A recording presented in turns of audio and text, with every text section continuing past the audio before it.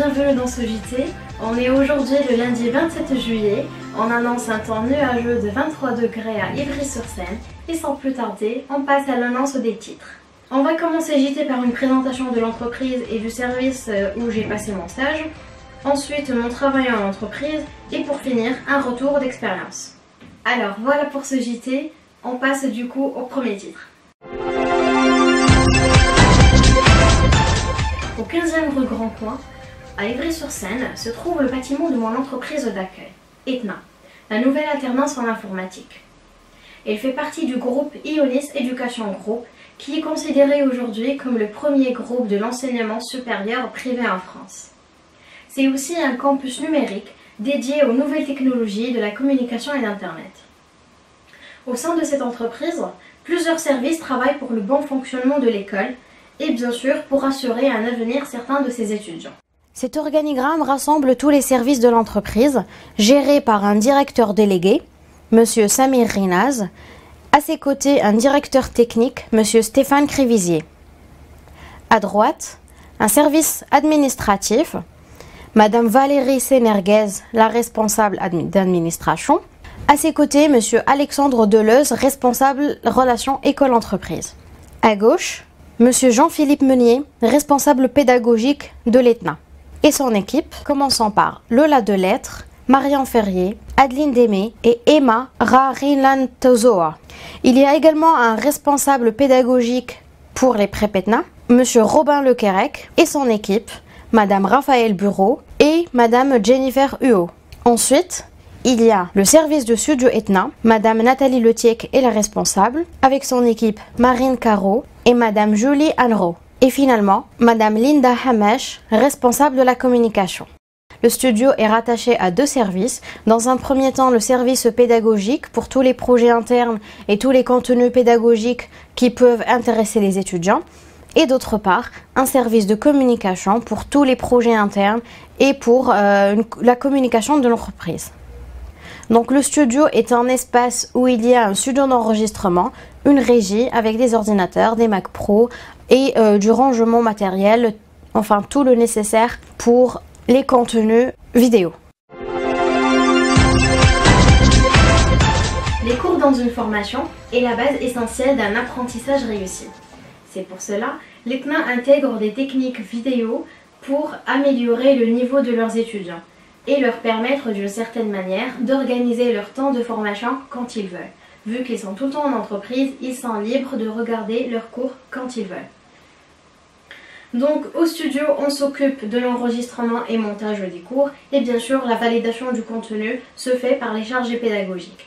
Pour cette partie, il y a une petite vidéo de rétrospective pour voir un visuel sur les cours que j'ai pu monter et enregistrer pendant ma période de stage. Je vous laisse regarder.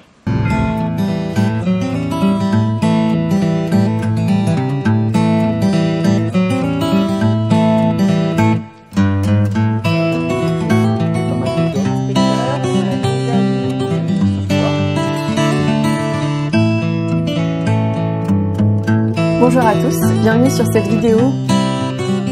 DESI, c'est quoi? C'est le développement pour la médecine. Alors nous allons voir dans cette vidéo tout ce qui concerne SSL, et donc de façon plus large, l'implémentation HTTP et HTTPS.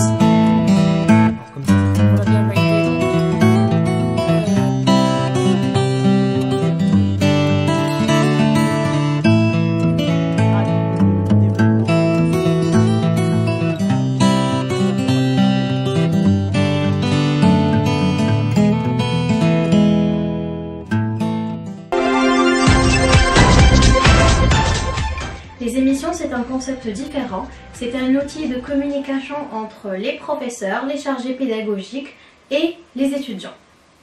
Donc l'objectif principal de ces émissions, c'est de revenir sur ce qui a été fait les semaines précédentes et de briefer ce qui va se passer pendant les semaines à venir. Les intervenants dans ces émissions, c'est principalement les chargés pédagogiques de chaque promotion.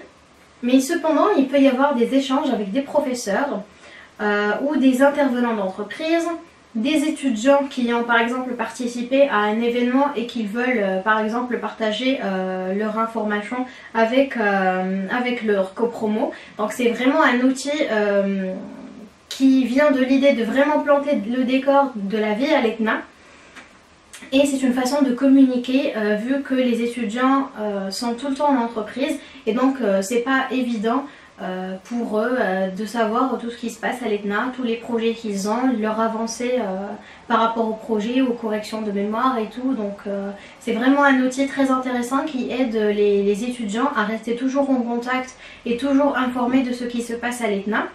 Donc les parties des émissions sont un peu récurrentes mais elles reviennent sur des parties un peu différentes de temps en temps. Cela dépend des promotions et cela dépend des projets qui sont en cours. Donc les projets pour eux c'est des UV. Donc ça parle par exemple la première partie UV en cours, les nouvelles UV. Il y a une partie information générale, une partie du prochain séminaire. Vu que les étudiants viennent en entreprise pardon, une fois dans 3 semaines. Et donc ils ont aussi une partie assez diverse de culture générale qui s'appelle la Minute Culture où les chargés pédagogie cherchent des informations sur des thèmes différents, des expositions, des concerts et tout qui peuvent intéresser les étudiants pour aller se détendre de temps en temps après leur projet et leur travail en alternance. Donc j'ai pu travailler sur plusieurs émissions. Des fois c'est des émissions classiques, mais des fois les chargés pédagogiques proposent des thématiques pour bien sûr encourager les étudiants à les regarder et ne pas les ennuyer. Donc ça dépendait des choix, des périodes et si par exemple il y a une exposition de cinéma, on va faire une thématique cinéma, exposition sur la photographie, on va faire pareil. Donc on essaye de suivre un peu l'actualité culturelle et les intégrer dans les émissions pour que les étudiants restent toujours informés de ce qui se passe. Et c'est aussi une façon de leur donner envie de regarder les émissions, comme j'ai dit, pour ne pas les ennuyer. Donc voilà, j'ai fait aussi une vidéo rétrospective des émissions sur lesquelles j'ai pu travailler avec les chargés pédagogiques. Du coup, je vous laisse voir un petit extrait.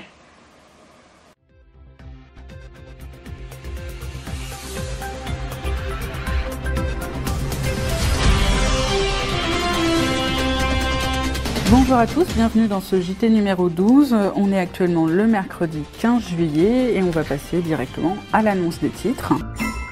Bonjour à tous, donc du coup bienvenue dans cette 4e émission qui est placée sous la thématique du cinéma puisque cette année c'est les 120 ans du cinématographe. Donc on va leur faire un petit hommage.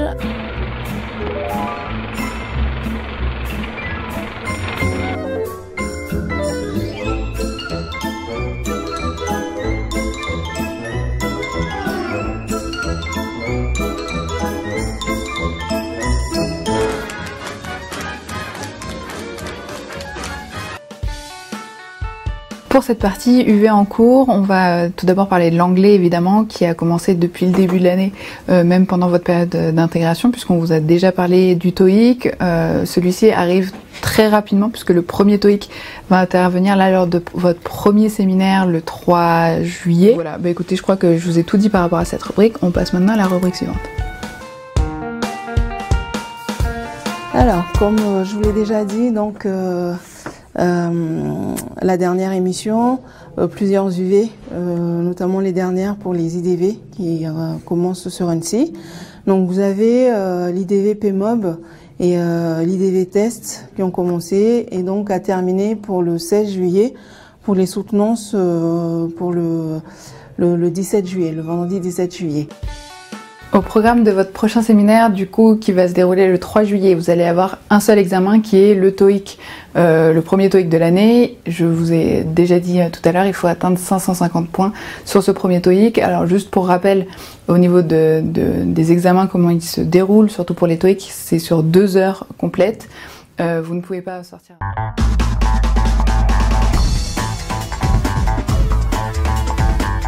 Je suis ravie de vous retrouver pour cette petite minute culture, vu qu'il n'y en a pas eu à la dernière émission. Donc en vrac, j'ai beaucoup de choses à vous dire. Vous avez dû entendre parler pas mal de David Bowie récemment, puisque sa grosse exposition qui tournait à l'international est enfin arrivée en France, donc à la Philharmonie de Paris. C'est un artiste un petit peu total qui est devenu plutôt populaire dans les années 80, mais faut pas cracher sur ce qu'il a fait avant, puisque c'est quand même une partie assez intéressante dans le genre transdisciplinaire et multi-support. Voilà, il a fait des choses qui méritent le coup d'être vues. Voilà, et ça c'est le moment plaisir. J'ai lu du Echnoz pas mal récemment, je sais pas si vous connaissez, c'est un auteur qui habite, je sais plus si c'est le 9e ou le 18e, mais du côté de la rue des Martyrs, qui a un certain âge et qui du coup a écrit une trilogie, on va dire une trilogie autour de Ravel. Le premier s'intitule, l'autre c'est Courir et le dernier c'est Des éclairs. Et donc Des éclairs, c'est autour c'est librement inspiré de l'histoire de Nikola Tesla, donc un ingénieur génial, mais qui est complètement dénué du sens de la réalité, et du coup on suit l'histoire un petit peu de sa vie, donc d'évolution positive en négative, voilà. Et donc du coup c'est à lire, c'est pas très long, c'est admirablement bien écrit, et donc pour les amateurs de littérature, je vous le conseille fortement. Voilà, j'ai pris beaucoup de plaisir à vous raconter tout ça dans cette minute culture, mais si certains d'entre vous ont des idées, je vous invite à me les partager pour les prochaines. Pour la partie des soutenances, j'ai choisi de vous parler d'un concept que j'ai trouvé assez particulier. C'est un concept qui est intégré dans les 2 premières années de l'ETNA, qui s'appelle les Code Camp. C'est l'occasion pour les étudiants et les entreprises de se rencontrer autour d'un projet. Les entreprises viennent dans un premier temps pour présenter leurs idées de défis. Ensuite, les étudiants ont 1 semaine pour le réaliser. Et après cette semaine de travail, du coup, il y a les soutenances de projet et les jurys choisissent le projet qui répond le plus aux besoins de l'entreprise. Donc grosso modo, le concept de ce Code Camp se passe par 3 étapes. Il y a dans un premier temps les conférences d'entreprise pour présenter les défis. Ensuite, il y a les soutenances de projet. Et après, finalement, il y a la remise des prix, les groupes récompensés dans les locaux de l'ETNA avec bien sûr leur chargé pédagogique. Et donc du coup, pendant ma période de stage, j'ai pu participer à toutes ces étapes. Et pour cette partie aussi, j'ai fait une vidéo rétrospective de tous les vidéos, les captations, les conférences à laquelle j'ai pu assister. Une vidéo, un énorme visuel qui représente tout ce que j'ai pu faire. Je vous laisse voir.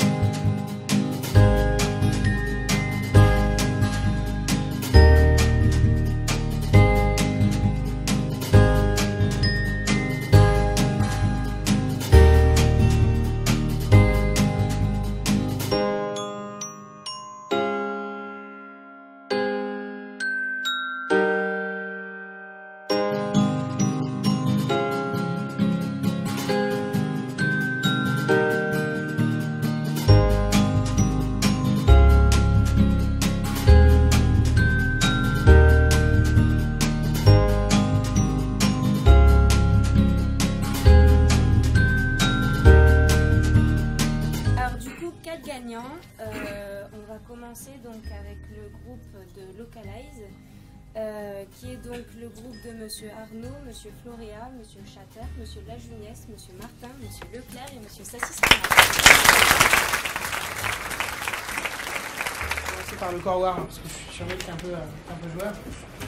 Et donc du coup, évidemment, groupe gagnant du Core War, Lévy, Karpinski et Canagrande.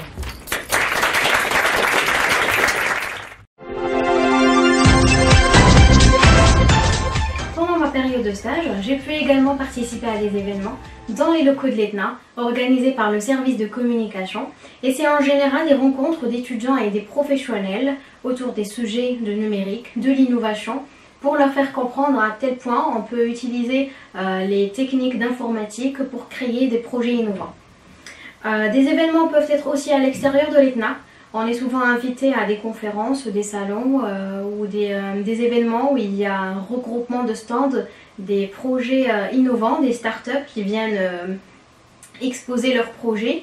Et on voit que c'est bien pertinent d'aller chercher ces images et les transmettre aux étudiants pour leur montrer et leur donner aussi une vision assez large sur les métiers qu'ils peuvent intégrer ou tous les métiers où il y a de l'innovation et on exploite aussi de l'informatique. Donc c'est des projets intéressants, j'ai pu faire des tournages, des petits montages de reportages. Et pour cette partie aussi, j'ai fait une vidéo rétrospective de tous les événements auxquels j'ai pu participer. Je vous laisse voir.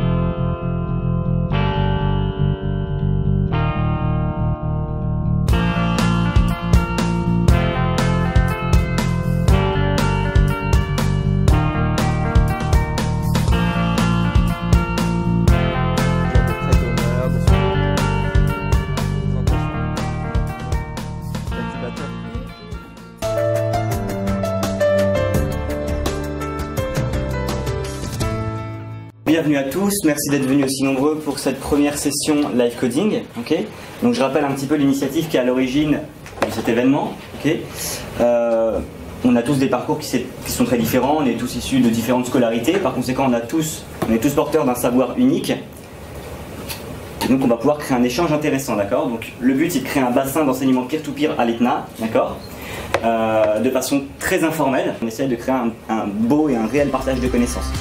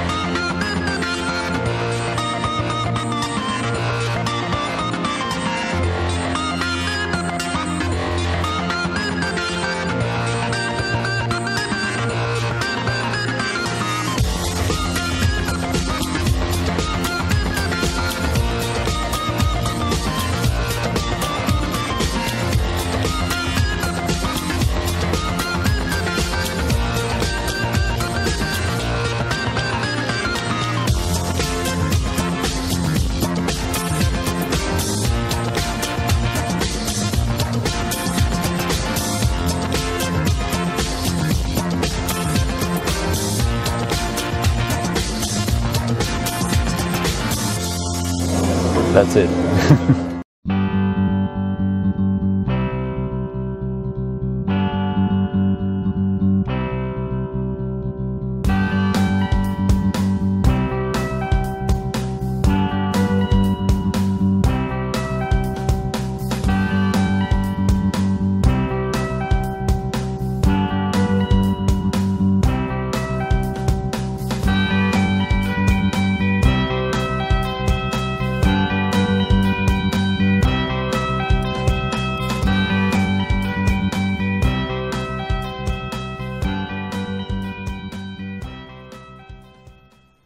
Vous entendez ou pas à Toulouse?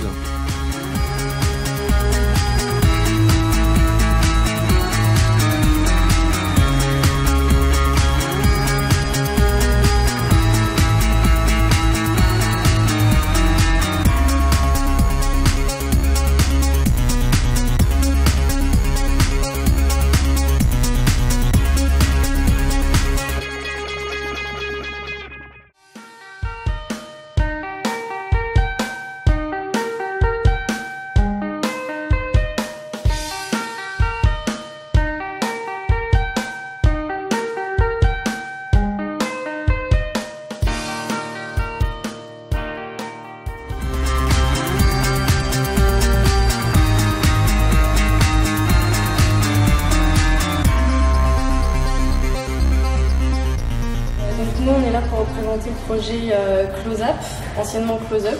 On a découvert que le nom était protégé, donc on a changé pour Close Up. Donc c'est une application qui répond à une problématique quotidienne qui arrive à énormément de gens.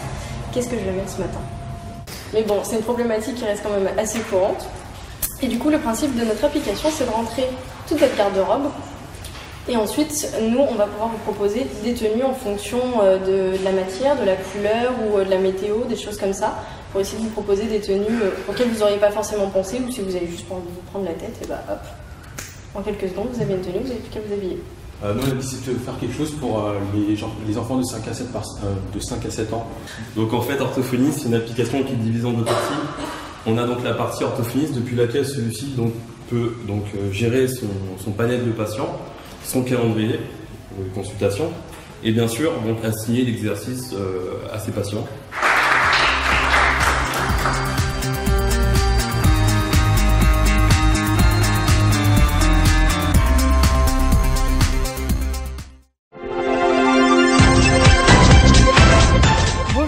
Je me retrouve maintenant avec Adeline Démé, responsable pédagogique des Masseurs 1.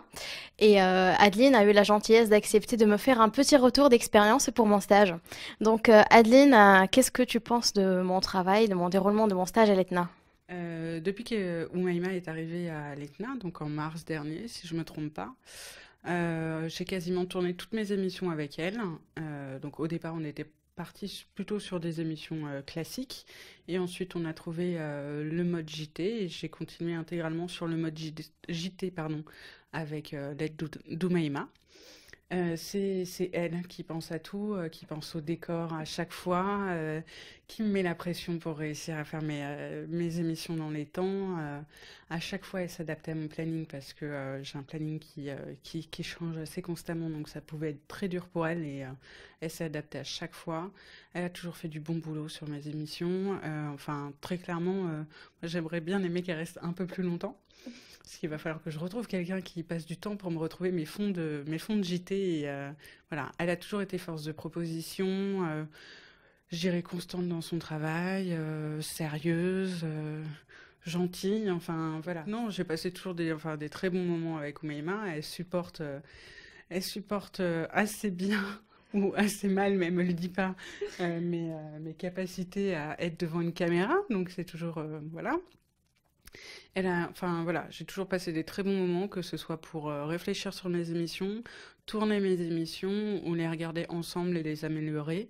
Là, je sais que j'ai une dernière émission à tourner avec elle. Très, très, très bon travail. Merci beaucoup, voilà. Adeline. Bonne continuation. Merci. Voilà, c'est tout pour ce JT. J'espère que cela vous a plu et que vous avez trouvé l'idée du JT assez originale.